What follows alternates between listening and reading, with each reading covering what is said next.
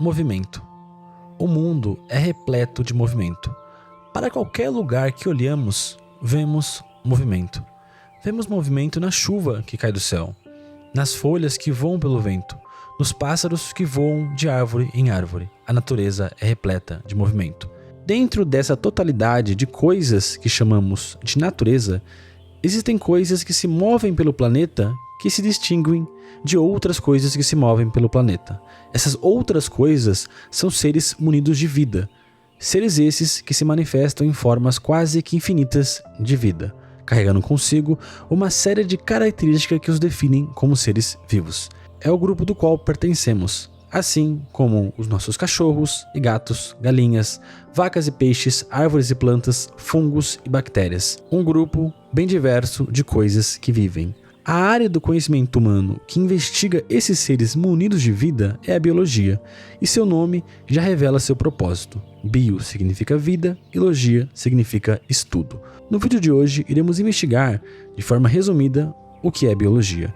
O que é essa área que estuda os seres que se movimentam pelo mundo e que estão vivos, pelo menos por um breve período de tempo.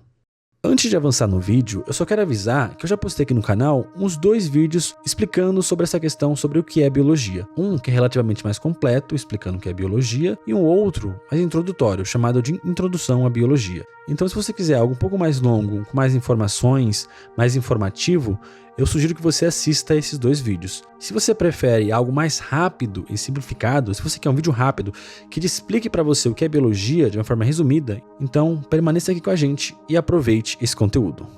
Vamos lá. A biologia é o estudo dos seres vivos, ou seja, o estudo da vida. Sendo esse o tema central da biologia, não tem como nos esquivarmos da tarefa de explicar o que seria a vida. Por isso, esse questionamento será nosso ponto de partida. Porque, afinal, o que é a vida? Bem, essa é uma pergunta complexa e já foi tema de investigação de diversos pensadores ao longo da história. Meu objetivo aqui não é explorar essas respostas dadas por outras pessoas, mas sim explicar o que é a vida segundo a biologia, ou melhor, quais são as características gerais que unem todas as formas de vida. Afinal, o conceito de vida precisa ser aplicável tanto a seres primitivos e simples, como as bactérias, quanto a seres altamente derivados, como as gigantescas baleias. Pensando nisso, será que é possível enumerar características que são comuns a todos? A resposta é sim, e é isso que veremos a seguir. As características gerais dos seres vivos. Os seres vivos possuem algumas características em comum. A primeira delas é que todos os seres vivos são compostos por células. As células são pequenas estruturas, as mais fundamentais dos seres vivos, que executam diversas tarefas como a produção de energia, produção de proteína e a duplicação do DNA. Em certos animais mais derivados, que possuem tecidos, as células podem se especializar, formando tecidos, que formam órgãos e, por fim, sistemas. Todos os seres vivos possuem células, seja apenas uma, como no caso de seres unicelulares, como as bactérias, ou várias, como os multicelulares, como os animais. De maneira simplificada, podemos dizer que existem 2 tipos de células, as células procariontes e as células eucariontes. A diferença entre elas está principalmente relacionada ao local onde o material genético é armazenado. Nas células procariontes, que são as mais primitivas, o material genético fica espalhado, entre aspas, nadando no citoplasma, enquanto nas células eucariontes, o material genético fica guardado dentro de um núcleo. Outra diferença é o tamanho da célula e o número de organelas que as células eucariontes possuem em relação às procariontes.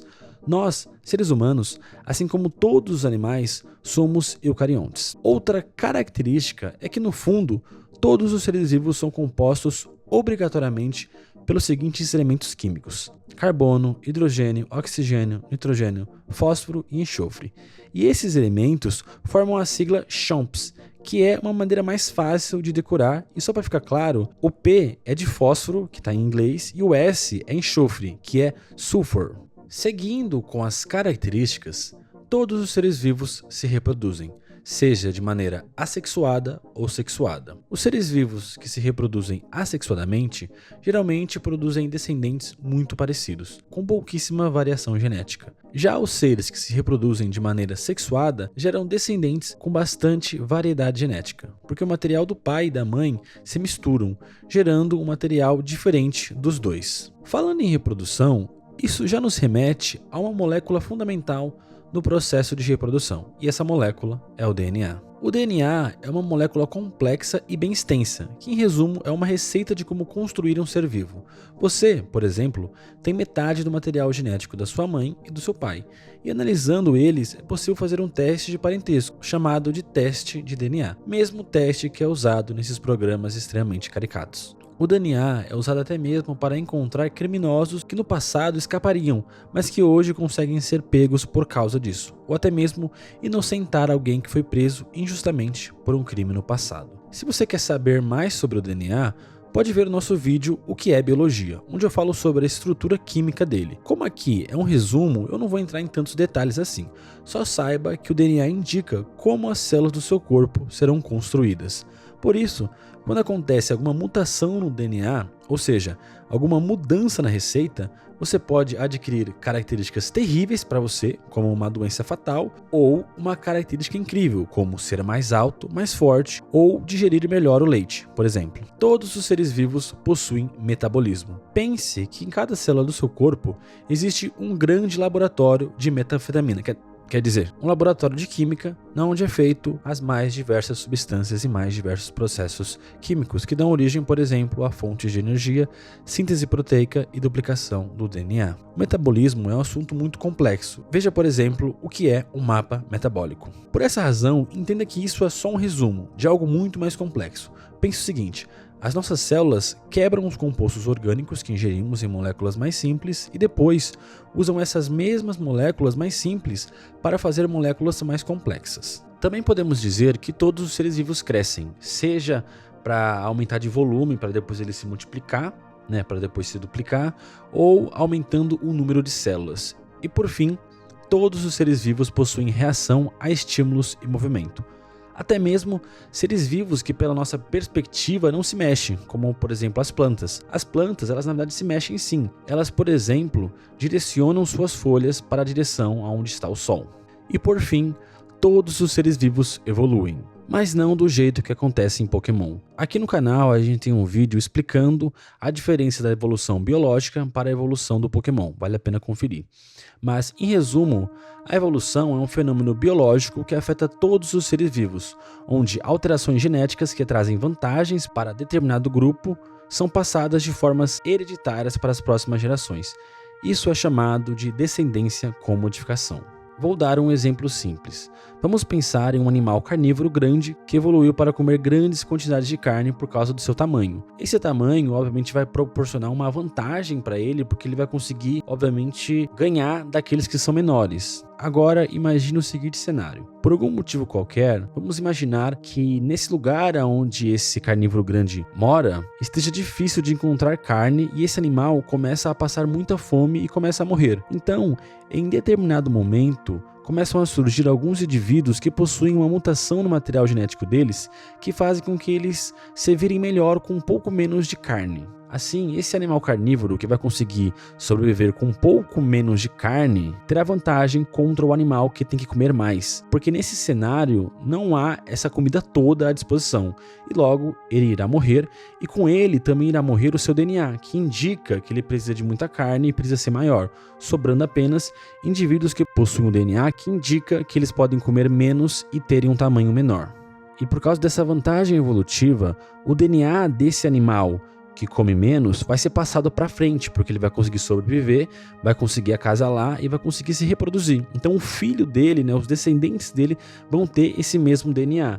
Em contraponto, os filhos desse animal carnívoro grande que tem que comer muita carne não vão existir porque ele morreu antes de conseguir se reproduzir. E isso basicamente é o mesmo que acontece quando você recebe características tanto do seu pai quanto da sua mãe. Então, na evolução é assim que funciona. Surgem algumas características que traz uma vantagem evolutiva em alguns membros de uma espécie, e essa vantagem evolutiva faz com que essa característica seja mais frequente nessa espécie. Assim, com o passar do tempo, essa espécie só vai ser composta por animais que comem menos carne, e se esse processo se prolongar por milhares de anos, no futuro, pode surgir uma espécie que é bem menor e consome menos carne e até mesmo comece a comer frutas e outras coisas. E é assim que, resumidamente, a evolução funciona. E essas são as características dos seres vivos. Todos os seres vivos, incluindo eu e você, possuem essas características. Apesar dos seres vivos compartilharem inúmeras características, eles se manifestam nas mais diversas formas e nos mais diversos ambientes. Podemos pensar, por exemplo, em um minúsculo protozoário em contraste com um grande tubarão branco, ou em uma árvore gigante em comparação com um pequeno cogumelo. A vida é diversa, e essa diversidade é classificada em 5 grandes reinos, que são Reino Monera, Reino Protista, Reino Plante, Reino Fungi e Reino Animalia. Antes de continuar, eu acho que vale a pena fazer um adendo aqui. Essa classificação atualmente é considerada ultrapassada, mas por questões didáticas eu vou seguir usando ela aqui porque é a que a gente geralmente aprende na escola, tá bom? Então vamos lá. O Reino Monera é o reino dos seres procariontes, como bactérias, cianobactérias e arqueias. Apesar que de maneira superficial tudo parece ser a mesma coisa, elas possuem diferenças. Uma delas, por exemplo, é que as arqueias vivem em ambientes muito mais extremos que as bactérias, como em altas temperaturas, e elas não são achadas em qualquer lugar. Já as bactérias são mais comuns e podem ser encontradas até mesmo dentro dos nossos estômagos. O reino protista é composto de seres eucariontes que podem ser unicelulares, como uma ameba, ou pluricelulares, como algas. Muitas pesquisas indicam que, muito provavelmente, os protistas deram origem para outros 3 grupos que iremos falar em seguida: o Plante, Fungi e Animalia. O reino Plante é o reino das plantas, os seres vivos que dão essa aparência verde à parte externa do nosso planeta. As plantas são verdes, pelo menos as suas folhas, por causa da sua forma de obter energia, que é através da luz solar. E a máquina, entre aspas, responsável por isso são organelas dentro das plantas chamadas de cloroplastos, que possuem a coloração verde. As plantas podem ser separadas em alguns grupos e apenas um deles produzem flores e frutos que tanto despertam a afeição dos humanos, tanto esteticamente quanto na questão do sabor. O reino Fungi é o reino dos fungos, que são seres unicelulares e pluricelulares, muito importantes para o ciclo de decomposição da natureza. E por fim, temos o reino Animalia, que é o reino dos animais, o reino do qual fazemos parte, e também a maioria dos seres que conhecemos e convivemos, como cachorros, gatos, vacas e porcos, que no caso são mamíferos. E entre os animais também temos aves, répteis, peixes, enfim, uma infinidade de seres. Os animais são o grupo de seres vivos mais diversos que existem. Ok. Agora que já vimos as características gerais dos seres vivos, ou seja, o que eles possuem em comum e quão diversos eles podem ser, agora vamos entender como eles funcionam. Esse pode ser um questionamento estranho, porque dá a entender que nosso corpo e os seres vivos são como máquinas ou robôs, e é isso que a gente mais ou menos é, no sentido de termos peças e mecanismos de operação, que se não forem supridos ou manejados da forma correta, a máquina, entre aspas, no caso o ser vivo, deixa de operar e morre. Então, como funciona um ser vivo? Quais são os mecanismos biológicos que permitem a sua existência e o exercício da vida? Os seres vivos precisam de energia para realizar um grande número de funções, além de nutrientes orgânicos para produzir substâncias orgânicas para o corpo. E também usamos esses nutrientes orgânicos para construir partes do nosso corpo, além de consertar outras, como, por exemplo, curar o machucado. E isso só é possível porque nosso corpo é composto por pequenas partes que exercem essas funções. Essas pequenas partes, como já vimos, são as células. As células são a parte mais fundamental dos seres vivos. Além de realizarem um grande número de processos metabólicos, como a produção de energia no formato de ATP, utilizando a glicose dos alimentos e o oxigênio do ambiente, ou fazendo a síntese proteica com os aminoácidos que retiramos dos alimentos.